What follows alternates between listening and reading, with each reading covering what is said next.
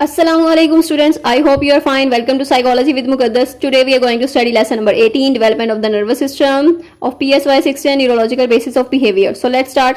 Intrauterine development of the brain. जो brain की development होती है intrauterine में, this is related to that. So first genes है जो हमारी determine करती हैं growth को और development को fertilization से death तक. तो ये important MCQs भी है और intrauterine environment जो है बहुत important है उसका stable रहना because of the protection of the embryo और fetus. और अगर इसकी यहाँ पर स्टडी है एक जो कि इफेक्ट्स ऑफ सब्सटेंस जो भी हम लेते हैं, जो मदर लेती हैं सब्सटेंसेस और जितने भी ड्रग्स वगैरह कंज्यूम करते हैं, तो वो उसका जो इफेक्ट है वो न्यू बॉर्न पे या फीटस पे उसका क्या इफेक्ट होता है, तो वो टेरेटोलॉजी स्टडीज़ हैं उसकी। तो टेरेटोलॉजी स्टडीज़ में हम यही स्टडी करते हैं, इफेक्ट स्टडी करते हैं कि उसका इफेक्ट जो है वो न्यू बॉर्न पे या फीटस पे उसका क्या इफेक्ट होगा। तो इसकी जो भी लैक ऑफ वाइटामिन हैं, ये प्रोटीन्स डेफिशिएंसी हैं, ये साइकोलॉजिकल स्ट्रेस है मदर का, तो ये सारी चीज़ें जो इंट्रायूटेरन एनवायरनमेंट है उसको कैसे अफेक्ट कर रही होती हैं और जो फीटस है उसमें वो कैसे अफेक्ट हो रहा होता है इन सब से। So some of the deformities are listed below. अगर ये सारी चीज़ें होती हैं तो उसका इफेक्ट क्या होगा। डिफॉर्मिटीज़ होंगी कुछ, जो फीटस है या बेबी है तो उसमें डिफॉर्मिटीज़ होंगी, जैसे कि एनेंसेफेली है, लैक ऑफ ब्रेन होगा, हेयर क्लिप होगा, क्लेफ्ट प्लेलेट होगा, फोकोमिलिया होगा या reversal of ambiguity of sex. तो ये चीज़ें सारी डिफॉर्मिटीज़ आ सकती हैं बिकॉज ऑफ द टेरेटोलॉजी।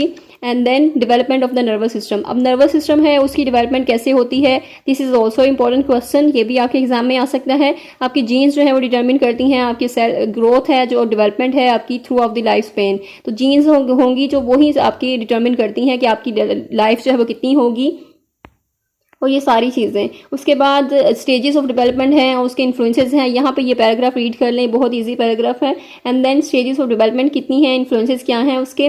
तो फर्स्ट ऑफ ऑल इम्प्लांटेशन होती है, जब वो यूट्रस जो है वो एक जो इम्प्लांट कर जाता है तो यूट्रिन वॉल के साथ। देन वहाँ पे जो सेल की जो जर्मिनेशन होती है, यहाँ पे सेल्स जो हैं वो डिवाइड होते हैं, इंक्रीज होते हैं। तो उन्हीं सेल से कुछ जर्मिनल लेयर्स फॉर्म होती हैं जिन्हें जर्मिनल सेल लेयर्स कहते हैं। और वो लेयर्स जो हैं उनसे ही एग्जैक्टली हमारे जो जितने भी ऑर्गन हैं, जो नर्वस सिस्टम है या हमारी बॉडी, वो सब कुछ उन्हीं सेल लेयर से ही बनता है। तो वो कौन सी लेयर है, वो 3 इंपॉर्टेंट लेयर्स हैं जो ये क्वेश्चन में भी, ये शॉर्ट क्वेश्चन भी इंपॉर्टेंट हो सकता है कि जर्मिनल जो है वो लेयर्स कितनी हैं और उनके नेम मेंशन करें।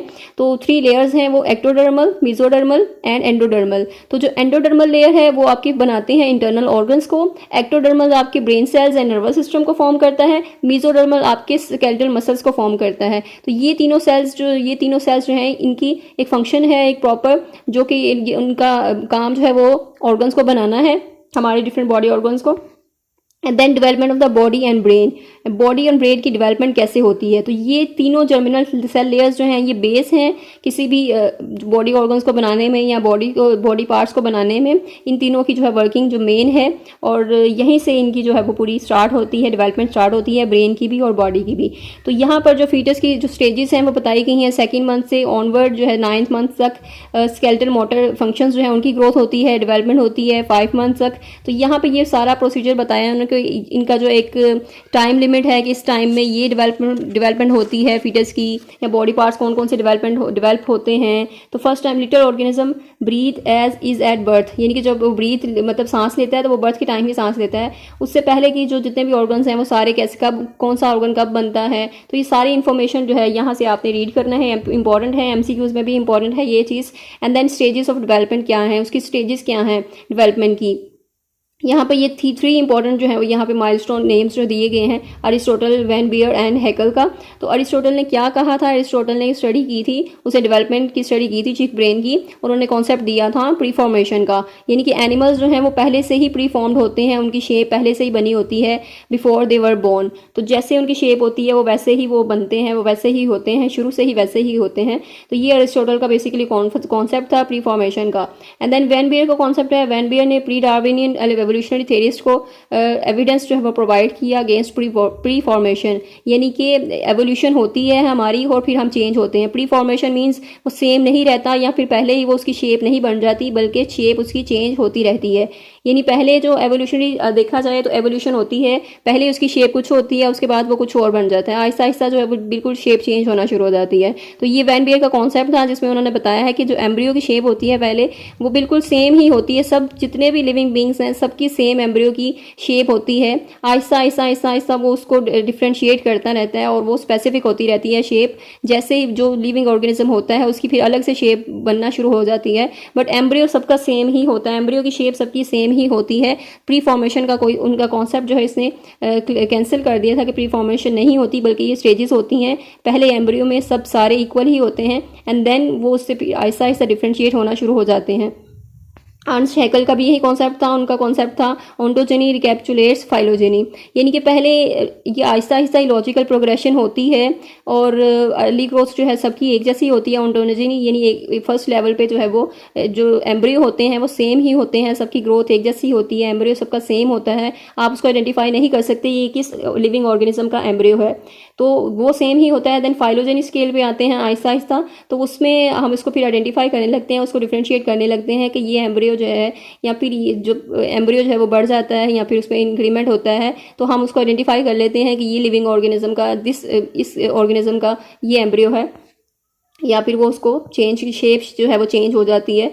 तो ये वैन बियर का जो कॉन्सेप्ट था वो बिल्कुल करेक्ट था कि वो प्री फॉर्मेशंस नहीं होती, पहले से ही वो शेप्स नहीं होती बल्कि वो शेप बन जाती हैं आहिस्ता आहिस्ता और एम्ब्रियो सबका सेम होता है। तो ये वैन बियर का, इसको आपने क्वेश्चंस भी आप देखें तो ये तीनों को आपने अच्छे से स्टडी करना है, इसको एमसीक्यूज भी देखने हैं इसका ये कॉन्सेप्ट भी आपने क्लियर करना है जो मैंने आपको अभी किया है क्लियर, और प्री फॉर्मेशंस नहीं होती बियर्स के हवाले से, तो ये एमसीक्यूज भी इंपॉर्टेंट है। And then concepts and development of neurons या ब्रेन की, तो ये कॉन्सेप्ट जो है ये भी इंपॉर्टेंट है और इसके अलग से भी क्वेश्चन आ सकते हैं। एम्ब्रियोजेनेसिस के बारे में आपसे पूछा जा सकता है, हिस्टोजेनेसिस के बारे में पूछा जा सकता है, ग्रोथ के बारे में, डिफरेंशिएशन एंड इंडक्शन जो है वो बहुत इंपॉर्टेंट है आपका टॉपिक, और ये भी आपके क्वेश्चन जो है वो आते हैं एग्जाम्स में। एंड एमसीक्यूज भी आते हैं, और अगर एमसीक्यूज नहीं आएगा तो क्वेश्चन आएगा, अगर क्वेश्चन नहीं आएगा तो एमसीक्यूज आएगा, तो इसी तरह ही होता है। एंड देन एम्ब्रियोजेनेसिस है, एम्ब्रियोजेनेसिस क्या है, ये एक प्रोसेस है डेवलपमेंट का, एम्ब्रियोनिक स्टेजेस का जो डेवलपमेंट का प्रोसेस है ये वो वाला है, एम्ब्रियोजेनेसिस इसे कहते हैं। इसमें इंडक्शन भी है, न्यूरोलेशन भी है, वेसिकल फॉर्मेशन है, न्यूरल प्रोलिफरेशन है, तो ये सारी चीज़ें होती हैं एम्ब्रियोजेनेसिस में। एंड देन हिस्टोजेनेसिस है, हिस्टोजेनेसिस वो प्रोसेस है जिसमें न्यूरॉन्स होते हैं, स्पेशलाइज होते हैं न्यूरॉन्स, और रेलिवेंट अपने जो है वो न्यूरोएनाटॉमिकल साइट्स को वो मूव कर जाते हैं, जो से सेल जो न्यूरॉन्स हैं जिसके लिए बने हैं वो उसी न्यूरोएनाटॉमिकल साइट्स पे चले जाते हैं। यहाँ पर सेलुलर डिफ्रेंसिएशन होती है, डिटर्मिनेशन होती है, सेलुलर मैच्योरेशन होती है, माइग्रेशन होती है, एग्रीगेशन होती है, सेल कंपटीशन होता है और सेल की डेथ होती है। तो this is related to the neurons, this is related to the cells. And then growth होती है, external growth and synapse formation होती है जिसमें। एंड देन डिफरेंशिएशन इंडक्शन होती है, डिफरेंशिएशन क्या है और इंडक्शन क्या है। यहाँ पे टोटी पोटेंशियल जो है एक कॉन्सेप्ट है और ये एमसीक्यूज में आ जाता है कि each layer has a potential, यानी जितनी जर्मिनल लेयर्स हमने पढ़ी हैं उन सब में पोटेंशियल है कि वो कोई भी लेयर बन सकती हैं। So these are the stem layers, यानी कि स्टेम लेयर्स हैं, यहीं से सारी चीज़ शुरू होती है, यहीं से सब सारे ऑर्गन्स बनना शुरू होते हैं, बॉडी पार्ट्स बनना शुरू होते हैं। तो ये बेसिकली बेस है, एक स्टेम लेयर्स हैं जो कि हमें हेल्प आउट कर रही होती हैं जिससे सारी चीज़ बनती हैं। और ये जर्मिनल लेयर्स जो हैं वो हर लिविंग ऑर्गेनिज्म है सब में सेम ही प्रोसेस होता है, ये वाला जर्मिनल लेयर्स होती हैं, उसके बाद एम्ब्रियो बनता है, एम्ब्रियो की शेप बनती है, ये सब कुछ जनरलाइज होता है पहले, उसके बाद ये स्पेसिफिक होता जाता है विद द टाइम, यानी जो एम्ब्रियो उसकी ग्रोथ होती जाती है तो फिर वो आहिस्ता आहिस्ता जो है वो इसमें लिविंग ऑर्गेनिज्म जो है वो स्पेसिफिक हो जाते हैं, फर्दर जाते हैं हम इसमें। तो एंड देन डिफरेंशिएशन क्या होता है, डिफरेंशिएशन ये होती है जब ये रॉड शेप टिश्यू होता है मेसोडर्मल लेयर का, जब ये फॉर्म होता है एक्टोडर्मल लेयर के नीचे तो ये अटैच कर देता है अपने आप को उसकी हेड के साथ, और जो टेल ऑफ द एम्ब्रियो होती है दिस इज ये नोटोकॉर्ड होता है। नोटोकॉर्ड की डेफिनेशन अपने अच्छे तरीके से याद करनी है, और नोटोकॉर्ड के बारे में भी एग्जाम में क्वेश्चन आ सकता है कि नोटोकॉर्ड क्या होता है। और डिफरेंशिएशन यही होती है जब मेसोडर्मल लेयर जो है वो अटैच हो जाता है एक्टोडर्मल लेयर के साथ। तो जो एक्टोडर्मल लेयर है, आपको पता है एक्टोडर्मल लेयर जो ब्रेन के पार्ट्स बनाती हैं, ब्रेन नर्वस सिस्टम, वो फॉर्म करना है एक्टोडर्मल लेयर ने, तो वो एक्टोडर्मल लेयर वहीं पे फिक्स हो जाता है। अब वो एक्टोडर्मल मेसोडर्मल नहीं बन सकता,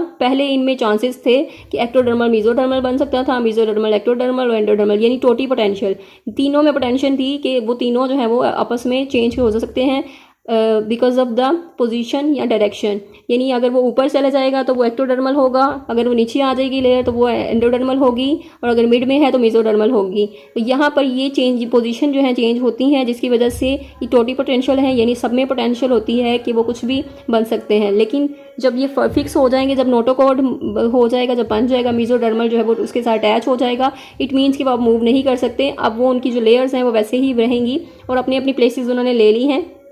this is called the differentiation. यहाँ पर एक्टोडर्मल जो है वो अपनी अब फॉर्मेशन स्टार्ट होगी, उसकी मेसोडर्मल की अपनी फॉर्मेशन स्टार्ट होगी। अब वो चेंज नहीं कर सकते, अब एक्टोडर्मल मेसोडर्मल नहीं बन सकता, मेसोडर्मल एक्टोडर्मल नहीं बन सकता। तो basically this is the differentiation. And then induction है। इंडक्शन में क्या होता है? इंडक्शन एक प्रोसेस है जहाँ पे चेंज होते हैं, सिग्नल्स इंड्यूस जो है वो होता है, लीड टू सेल डिटर्मिनेशन। ठीक है, जो मतलब सेल डिटर्मिनेशन कि वो सेल क्या है, सेल की जो डिटर्मिन हो जाते हैं कि मेसोडर्मल है, एक्टोडर्मल है, और वो डिफ्रेंसिएशन पे लीड करता है, और वो डेवलपमेंट ऑफ 3 सेल्स जो हैं वो डिफ्रेंसिएशन के थ्रू उसकी डेवलपमेंट स्टार्ट हो जाती है। तो ये इंडक्शन यानी कि वो इंड्यूस हो जाता है, वो स्टार्ट हो जाती है, उनकी डायरेक्शन उनकी फिक्स हो जाती है, और सेल्स जो हैं वो उस फॉर्म में स्टार्ट होना शुरू हो जाते हैं, उनकी वर्किंग स्टार्ट हो जाती है। जैसे मेसोडर्मल है तो मेसोडर्मल ने अपनी वर्किंग स्टार्ट करनी है, तो उनकी जो मेसोडर्मल है वो क्या बनाते हैं, वो मेसोडर्मल आपके मसल्स वगैरह फॉर्म करते हैं, तो मेसोडर्मल अपने मसल्स वगैरह फॉर्म करना स्टार्ट कर देंगे। एंड देन एक्टोडर्मल जो है वो brain and nervous system, and endodermal जो है वो आपके जितने भी बॉडी ऑर्गन्स हैं आपके वो सब फॉर्म होना शुरू हो जाते हैं। तो ये इंडक्शन एंड डिफ्रेंसिएशन है। और notochord induces ectodermal to become न्यूरोडर्मल।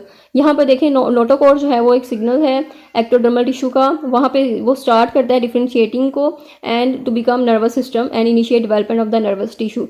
तो यहाँ पर नोटोकॉर्ड ही है वो सिग्नल है जो कि एक्टोडर्मल जो है वो फिक्स हो जाता है, वो डिफ्रेंसिएशन स्टार्ट हो जाती है, फिर एक्टोडर्मल जो अपनी वर्किंग स्टार्ट करता है, वो नर्वस सिस्टम बनता है, देन इनिशिएट करता है development of the nervous tissue को।